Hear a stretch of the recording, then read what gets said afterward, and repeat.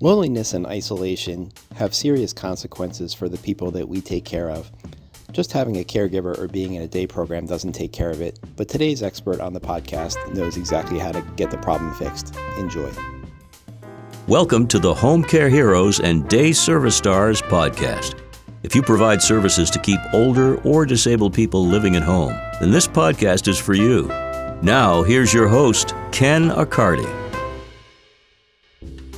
Hi, everybody. Welcome to the next installment of Home Care Heroes and Day Service Stars. We have a fantastic guest today. Her name is Deb Skovron, and her company is called Circle Talk, which is now part of a bigger company, which is called Television. But we're going to focus on Circle Talk today because it's an amazing system that really helps a lot of folks in a lot of settings to combat a huge issue, which is isolation and loneliness. And with that, let me introduce our special guest, Deb. Welcome to Home Care Heroes and Day Service Stars. Thank you, Ken. I'm so glad to be here. Well, we're very glad to have you. Okay, so why don't we just dig right into it? And so, as I mentioned, loneliness and isolation are huge issues. Can you kind of, since this is your area of expertise, could you kind of tell us what that issue is and how big of a epidemic of an issue it is, and some of the impacts that it has on people's lives? Yes, I will. I'm first of all want to say social isolation and loneliness are, of course, two different things if we think about it. Loneliness is a feeling of not having enough in terms of networks and not having enough people in your life. And it's actually very subjective. You and I could wake up on any given day and feel lonely. It's almost like a free floating, almost like anxiety that can come and go. And social isolation is a little bit different because it's measurable. You can measure the number of calls a person has with their family in a given week, or how often they get out into public spaces or interact with others. So social isolation is something that actually is quite objective. And the links that we're finding out, and they're very interrelated, of course. And so the links that are being discovered are pretty remarkable in terms of the serious public health risks that are being identified, and in particular in older adults. We know that more than 1/3 of adults aged 45 and older feel lonely. Just wrap your head around that. And it only gets worse as people get older. And then according to current statistics, people over 65, nearly 50% of people, and these are identified people, feel a sense of isolation and loneliness in their life. And, they're living alone. They have lost significant others. Families are no longer surrounding us. They have moved away. Chronic illness sets in, hearing loss, all kinds of risk factors that really amp up this issue. And what we're finding is that social isolation is now associated with a 50% increase in the risk of dementia. It is pretty stunning when you think about it, that there's a 29% increased risk of heart disease and 32% increased risk of stroke. So these are all measurable health impacts of just this condition of being kind of removed, feeling a sense of being removed from the mainstream, not seen by other people, and not seeing other people. So there's a ton of other statistics, but that I hope just, starts to give you a sense of the enormity of this particular issue. And of course, the associated risks are depression, higher rates of suicide, which we're seeing in younger people and in older adults. So the veil has been lifted.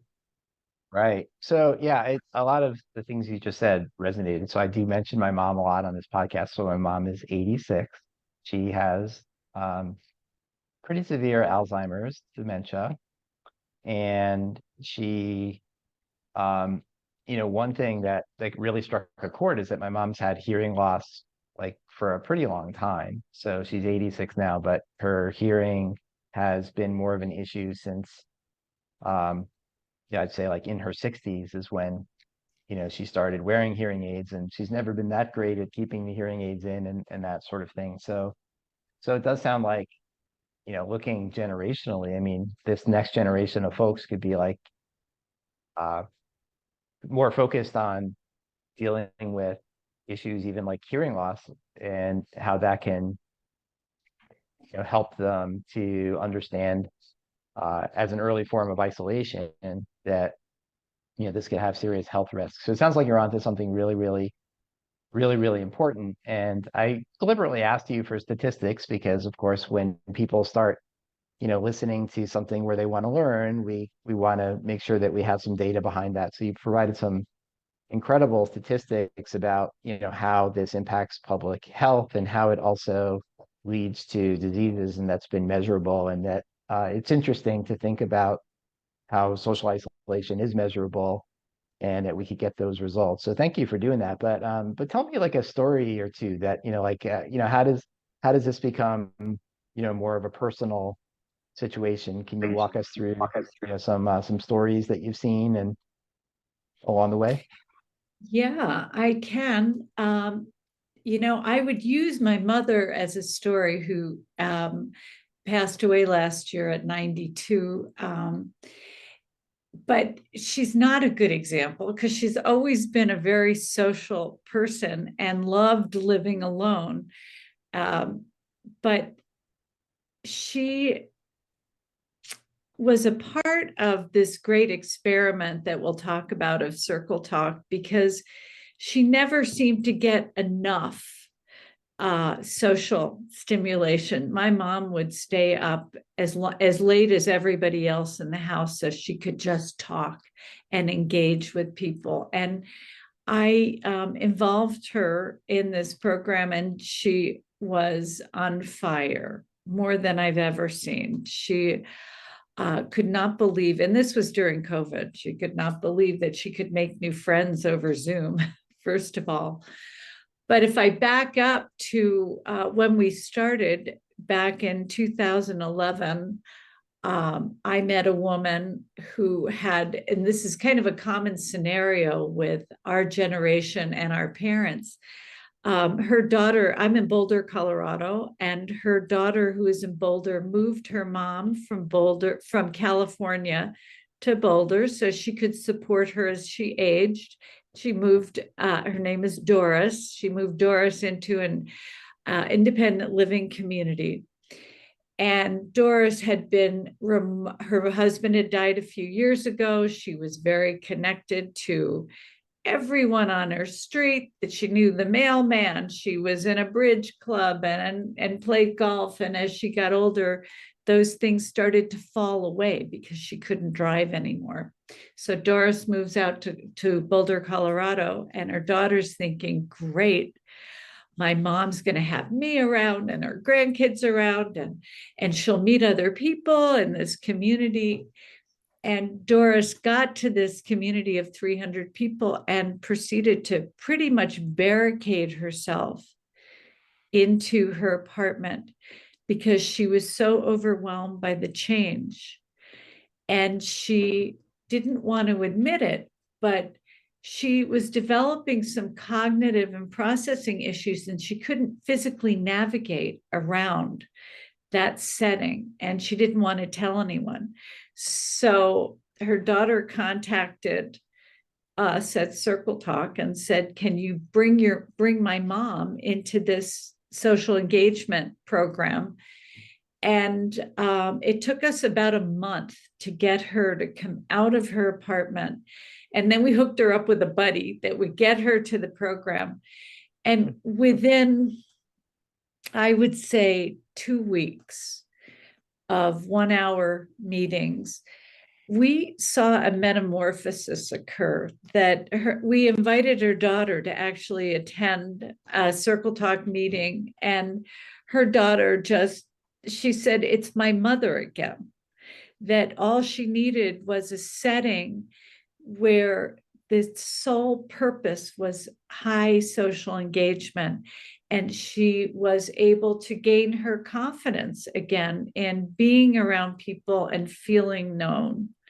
So, Doris is just a perfect example of where people can go if they don't feel engaged and don't feel like they're in a valued social setting, in the soup of social engagement, and what the actual impact is, and how people can pull themselves out of that spiral of loneliness and isolation.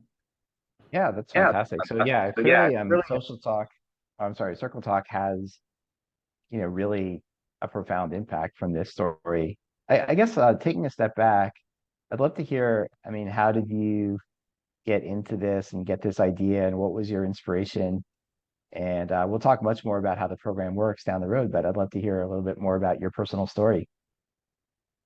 Well, my personal story is I for many years was a process leader, a facilitator, and understood the power of creating a container for people to really be able to speak their lives.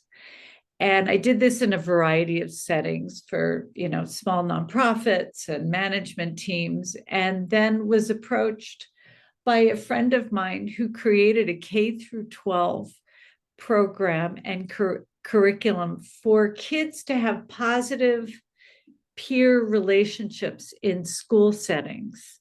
In particular, she started in middle school. So we all know what that's like. Middle school kids really need some help engaging in a positive way with each other.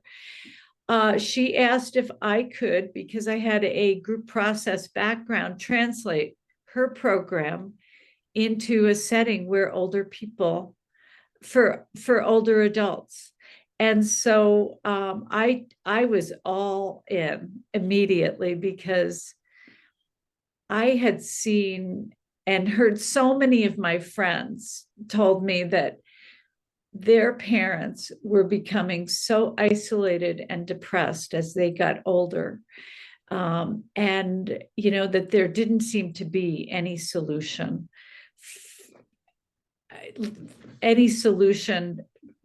to really put them back in contact in a meaningful way with other people.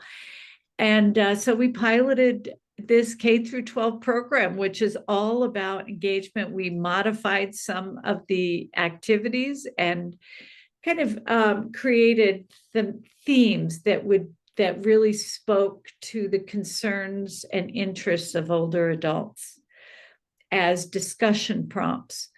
And it was what was supposed to be a 10-week pilot project turned into a 35-week pilot project because it was so successful. And from there, I was just bodied on. It was back in 2012. Not that many people were talking about this. And I said, this is important. This really is a path forward to normalize aging and humanize the aging process. Oh, and it really inspired you, and you've made this work. And I kind of remember you telling me that there was actually a full year of sessions. So I think you said you started in, for a number of weeks in the program, but now you have like a full year of these sessions for engagement. Let's talk about Circle Talk specifically. So, how is it? How does it work? What is it, and how does it work? It's it's actually so simple. It's almost embarrassing to try to break it down. When you pull people together, we create small circles, say 8 to 10 people. And when you face people in circles, everyone sees each other, everyone hears each other. And when you have a leader that has a very robust 1 hour program every week that's non-repeating thematically, you give people an opportunity in a structured way to share about themselves. So a circle would look like this. The first 5 minutes, we ask people to arrive, and the leader leads everyone in what we call settling. It calms the nervous system down. So it's a guided meditation so that people really, we call it changing the air. They've gone from the outside world to a different space with a smaller group of people. And we really mark that moment by doing a short, let's all just relax and leave everything at the door. And then we do a warm-up question, which is usually very easy to access. A good warm-up question is, if you could spend your birthday any way you wanted, what would that be? And everyone can talk about that for a minute or two.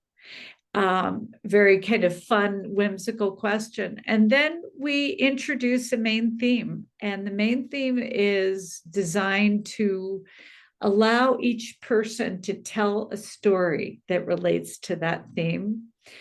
An example of a main theme in just one of our very early circles in the group would be joy.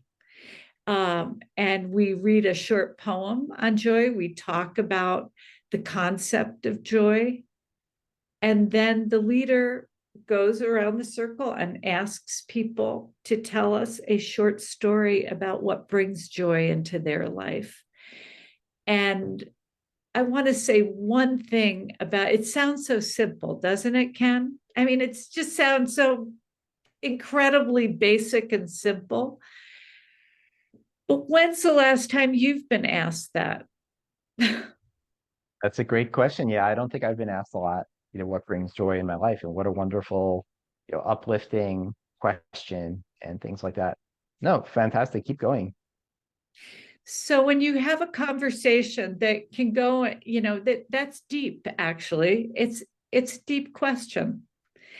And you have someone to guide that conversation so that everyone in your group feels heard and everyone learns a little bit more about each other. All of a sudden, you've created a rich fabric. You've created a group because people are sharing and people are feeling heard. And all of a sudden, if you and I are in the same group and I see you outside of that group, I have something else to connect with you about. Like, Ken, I love that story that you told about, your childhood and joy. And when you think back to that, I know more about you now. So that's our goal. It's purely social, and it's purely for people to feel known to other people. And we're lucky that, there's amazing material out there to really evoke these stories. So we've created a year's worth of 1 hour programs, and each one starts with either a poem, a short story that the group talks about. It's very accessible. It's accessible to people with some cognitive and processing issues. We train our leaders how to, if a person is experiencing some depression or dementia, how to work with that. We never ask anything that isn't here and now as a story or 30 years ago because of memory. because memories are really most poignant for us when they're grounded in emotion. And a lot of times that happens when we're younger. So if you think about the things as a kid that you really, really remember well, it's because it's grounded typically in a positive emotion, but not always. Yeah. So that's kind of like, those are some of the principles of the program that it's built on. Right. No, and I could see just with your explanation, I mean, how it could work, because if everybody's encouraged to tell their story, and it's something, everybody has a story, taking the example you gave about, what brings joy in their life. And I'm sure that there's wonderful techniques for somebody who's a little shy and breaking into the group for the first time, and these types of things. But yeah, if somebody does share that story, and maybe they've just been a isolated and quiet person sitting off in the corner, even in the adult day services center, because they're a little bit shy, and then other people hear a story that they've told, and they'll go and engage with them. And I could see the power of that.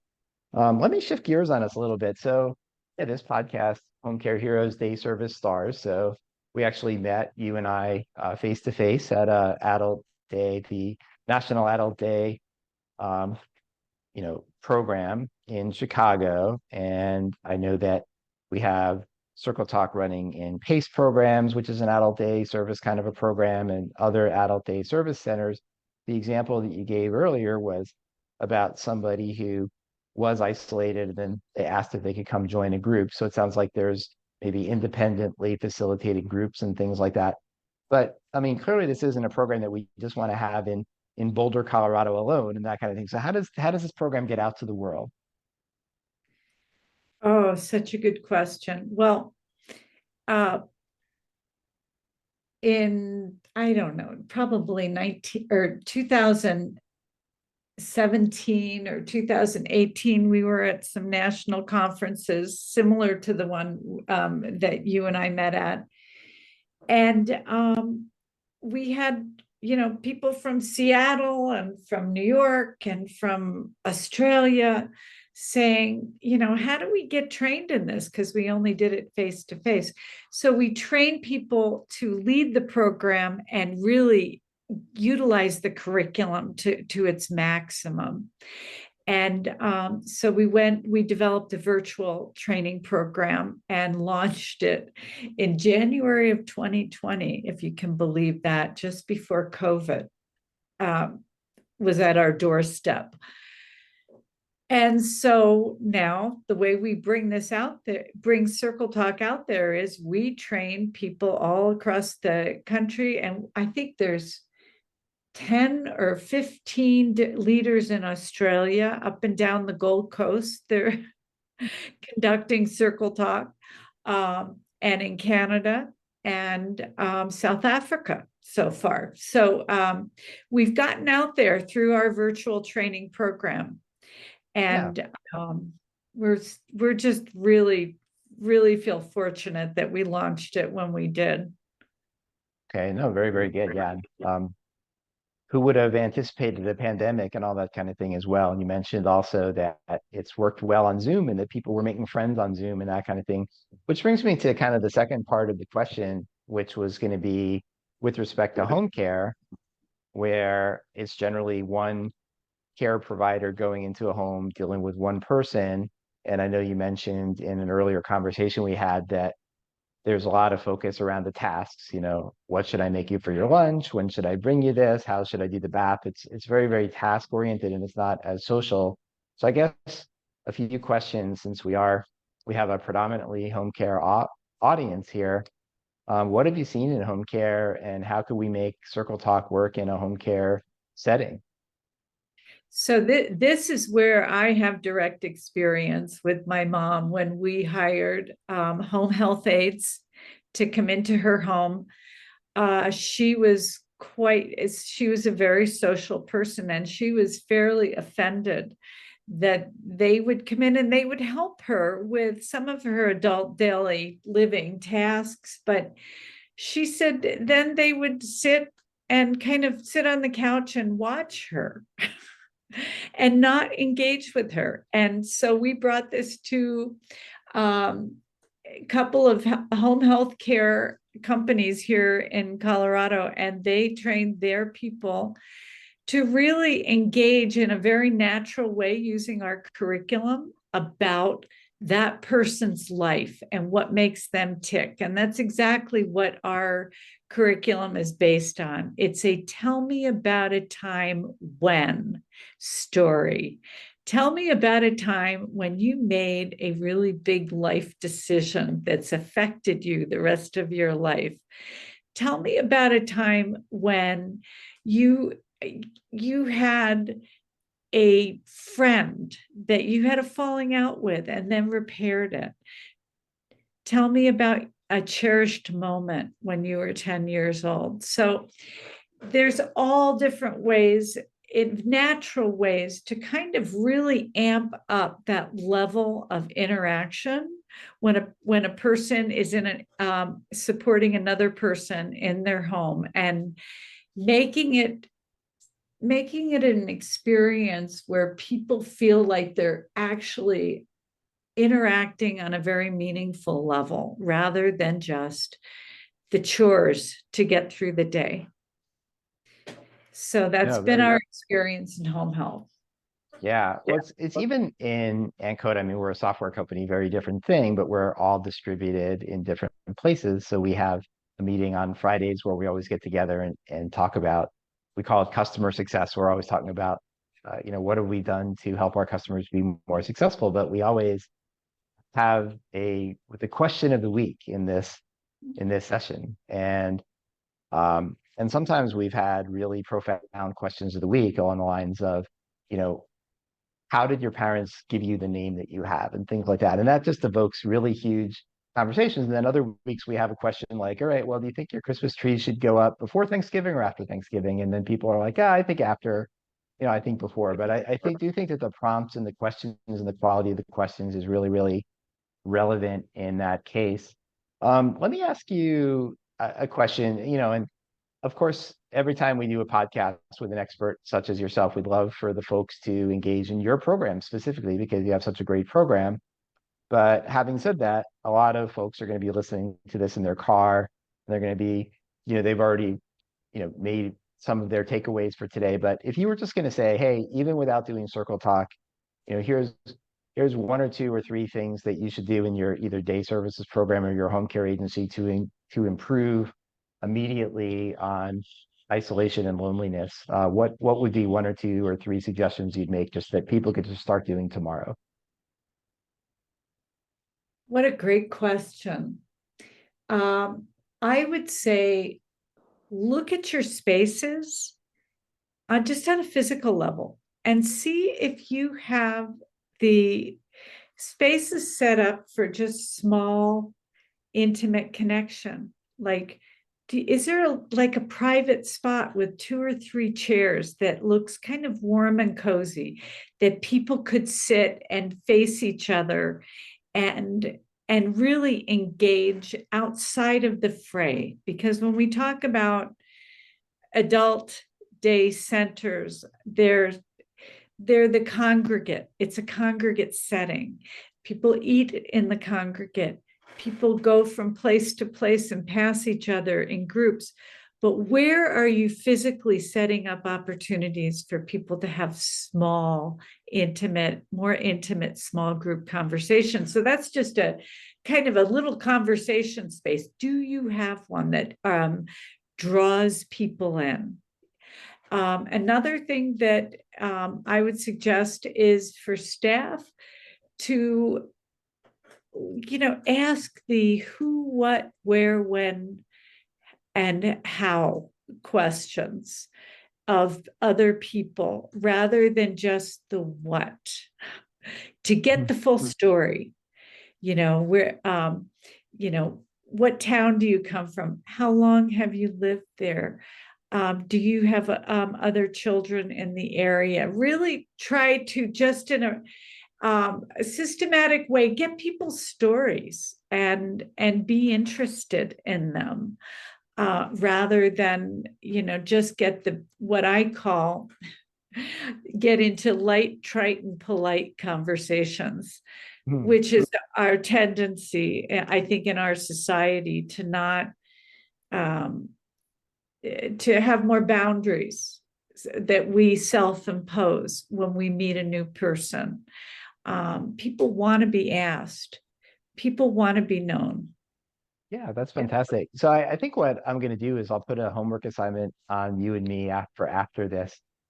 So one of the other ways we get things out there is we do blog articles and things like that. I'd love to write a blog article with your help along the lines of 10 great conversation starters for your care staff to ask their clients. And if we could come up with just a list, and maybe we'll come out with a new one in 6 months or that kind of thing. But if we could think of some great questions that are, as you said, much more into building relationships and, less about, making sure they ate their lunch and things like that. I think that might go a long way, and I'd love to write that article with you. Okay, so with that, I think that we've gotten a great deal out of this, and time flies when we're having fun always. So let's start in the wind down phase. So first of all, if folks want to learn more about Circle Care specifically, or get in touch with you, how can that happen? It's very easy. circletalk.org. Oh, I'm still at .org, right? Okay, circletalk.org is our website, and that will kind of lay in the background for you and give you our training schedule if you're interested in getting trained and getting a hold of our materials. Right. And I think I actually found it on circletalk.com as well. Nope, okay. I didn't. It was circletalk.org. You are absolutely correct. I Googled CircleTalk and it took me there. All right, got it. All right. So that answers that question. And perfect. And if people do want to get in touch with you to engage, would you just say they should go to the circletalk.org site and maybe fill out like a contact us form, or what would be best for you? We always answer contact us. We will get right back to you, and I can give you my Telegen address if you want it. It's pretty simple. Sure, let's go for it. DSKOVRON at telegen.com, TELLIGEN, telegen.com. D Skovron. Right. Well, that is perfect. All right. Well, I think with that, we're going to wrap up today's episode. So thank you so much to Deb Skovron for being here today and really giving us some great tips on how we could start tomorrow in improving loneliness and isolation. And I certainly learned a lot about, what's objective and what's subjective and how to measure it and looking at all these results. And I think that there's definitely some takeaways that even outside of home care itself, there's some things that I could do in my own life to better engage folks and things like that. For example, I teach a college class, and now I'm like, okay, now maybe I know some better ways to engage some of those more quiet students and things like that. So it's been a fantastic addition to the Home Care Heroes and Day Service Stars podcast. And with that, let me thank you and say goodbye for today. Thank you so much. Thanks for joining us today on the Home Care Heroes and Day Service Stars podcast, produced by Ankota. You can listen to back episodes by visiting 4homecareheroes.com. That's the number 4, then the words homecareheroes.com.